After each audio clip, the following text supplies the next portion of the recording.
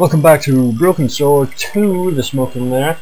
We're about to talk to Father Hubert, who was playing the organ in this house and he couldn't hear me down here. So we created a little fire as a distraction. He came down going, "Boy, put that out, there's a sick woman in here." And so we did. And that sick woman speaks French, so we have every reason to believe it's Nico, because we don't know where she is. So let's talk to Father Hubert about Nico.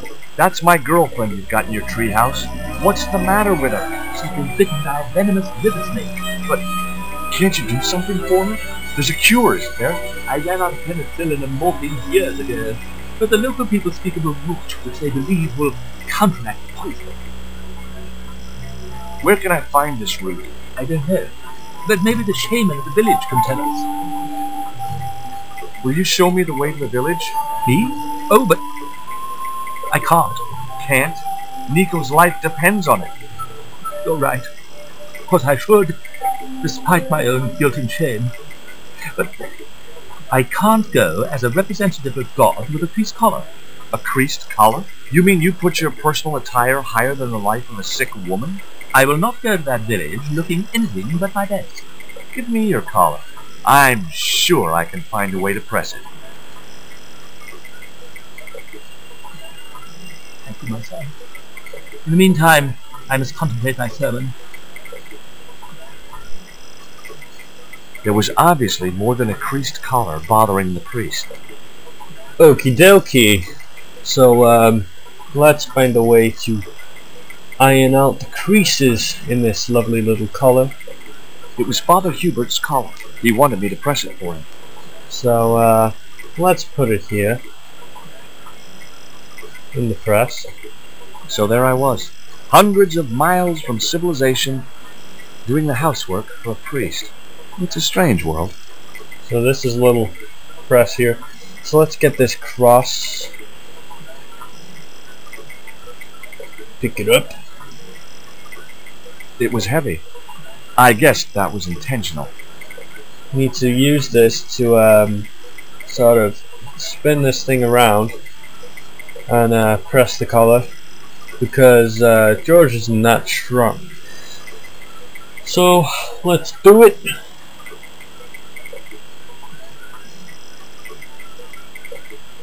The leverage from the cross allowed me to turn one of the stones, but the other one remained stationary.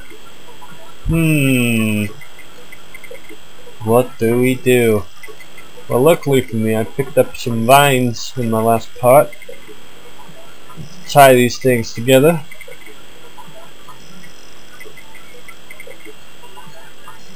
The vine provided a drive belt to connect the two stones. Okie dokie. Let's use this crest one more time. There we go. The press worked surprisingly well on the collar.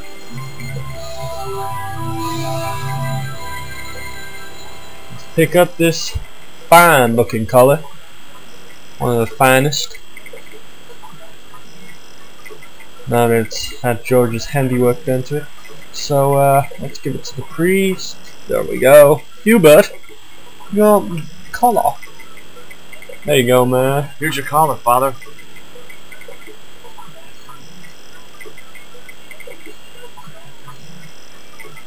Why, thank you, young man. Thank you, George. You probably think it a little odd of me to make such a fuss. Oh no. If I've been living in the jungle for 11 years, I'd be completely screwy too. Screwy? Yes, perhaps I am. Ever since my last visit to that village. So let's talk about a bit himself first. Do you want to tell me what happened at the village? I took off my vows. I let myself be overwhelmed by the beauty of this unspoiled paradise, and in a moment of weakness, animal passion appeared presented. You know, you should be writing romantic novels. Did you experience some kind of a physical liaison at the village?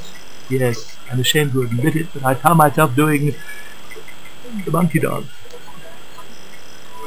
I've never heard it called that before, and I didn't want to pry any deeper into Hubert's murky past. Okay, so I think we all know what this bad boy is being up to. Now you've got your collar back, and you take me to the village? I've still not finished my sermon. Look, Father, I still don't know why you're so reluctant to visit that village, and it's none of my business. Whatever the reason, it can't be more important than saving Nico's life. You're right. I must be crazy. We must make haste if we're to reach the village before nightfall. Let's make some haste then. By the time we reached the village, it was sunset.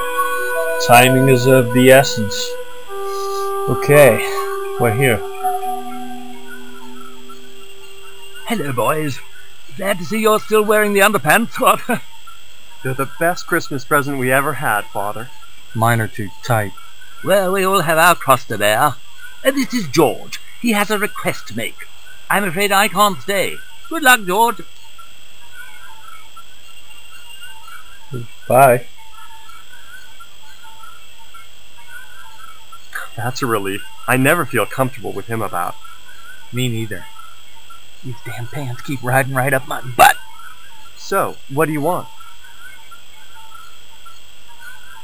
Do these native people... Why would they have an American accent? Ah, fuck it. My girlfriend has been bitten by a snake. So, everyone in my family has been bitten by snakes. I was bitten by a dormouse once. She's real sick. I hoped your wise man might have medicine. Wise man? You must have the wrong village. But Father Hubert! Father Hubert said there was a wise man in the village who could help me. No, there's no one of that description here. Ooh, he must mean the old man, the shaman. I thought he just made up all those stories he tells. I never thought of him as being wise. Alright. Let's talk about... Are you going to stand by and let my girlfriend die? Of course not. What do you think we are, savages? We'll start the preparations for a cremation feast. I'd like to see the shaman, please. You can't just go walking in there and demand to speak to the shaman. Why not? You have to observe the protocol. The shaman demands tribute. Tribute? You mean like a gift? That's right. The eternal question. What do you give a man who has everything? Alright, well, let's talk first. Let's talk. Give me a clue. What kind of things does your shaman like? Does he have a hobby, a favorite sport? You insult us. The shaman lives on a higher plane. Oh, right. Maybe a book would be more suitable. Or a jigsaw puzzle? Don't you just hate choosing presents for people you don't know? Let's give him some doggy biscuits, guys. Here, he'll like these biscuits. If you say so. Alright, so we gave him the shaman some doggy biscuits. Hopefully he'll like them. So, is this your first visit to our planet? I am from the same planet as you. I'm from California. Why, we're practically neighbors. Alright. He liked the biscuits, especially the black ones. He wants to know if you've any more. Okay. So the shaman liked the biscuits. Let's keep on talking. This cone could have 1,000 uses. Yeah? Like what? A protective helmet? I don't think so. Look, I know it's not much, but I want your shaman to have this. Do you expect him to eat that? He's an old man, you know. He might choke. Okay. Would your wise man have any use for lipstick? Not in that color. Haven't you anything in black? Of course I don't. This stone is what brought me here. That's a spirit stone. I wouldn't touch it if I was you. You're right. It could be cursed. Okay. So let us put the coyote stone inside this. There we go. I put the Mayan stone in the empty box. And perhaps we will be granted some service with the shaman, but that will be in our next part when we try and give this guy some biscuits. Give shaman, he will find the coyote stone. Let's see, we'll all see what happens in the next part. Farewell, hope you enjoy it, bye.